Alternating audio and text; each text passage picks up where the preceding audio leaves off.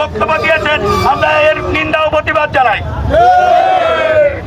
আমরা এই শরীফুল বাহিনী এই 18 সালের নির্বাচনেও যে আওয়ামী লীগের নির্বাচন করেছে এটা প্রমাণিত।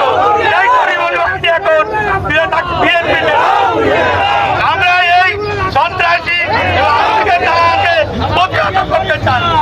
সবাই মিলে সন্ত্রাসীদের প্রতিহত করবো ইনশাআল্লাহ। সন্ত্রাসীরা যাতে মাথা উঁচু করে দাঁড়াতে না পারে সেই ব্যবস্থা আমরা সবাই মিলে করবো। সবাইকে ধন্যবাদ। সবাই ভালো থাকবেন, সুস্থ থাকবেন। সবাই দীর্ঘায়ু কামনা করি। সাংবাদিক ভাই সহ সবাইদের দীর্ঘায়ু কামনা করি। আসসালামু আলাইকুম। মানববন্ধন হচ্ছে সন্ত্রাসীদের প্রতিহত করা এবং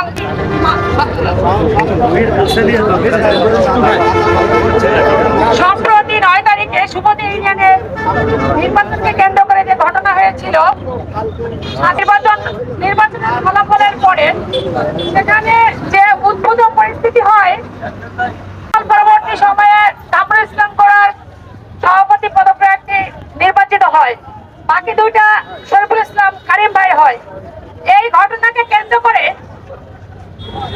পলাশ বাহিনী এই রিজাল্ট মেনে না নিয়ে সেখানে অতর্কিত হামলা করে এমএ আওয়াল সেই ঘটনাকে স্বাভাবিক করার জন্য, যখন শান্ত করার জন্য ঘটনাস্থলে পৌঁছালেন, এমএ আওয়ালকে তারা অতর্কিত হামলা করে মারপিট করে এবং আমিও সেখানে আঘাতপ্রাপ্ত হই এবং আমাকেও তারা মারপিট করতে দ্বিধাবোধ করেনি।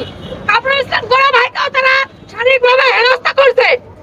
এই ঘটনার জের ধরে কাটাখালীতে এই নিকারি শরীফুল ভাই কাটাখালীতে আমাদের শহীদ ভাইকে মারপিট করে, সে বর্তমানে হাসপাতালে আছে। আমি এই ঘটনার তীব্র নিন্দা ও প্রতিবাদ জানাই, যার কারণে আমাদের এই মানববন্ধন। সবাইকে ধন্যবাদ। জয় বাংলা।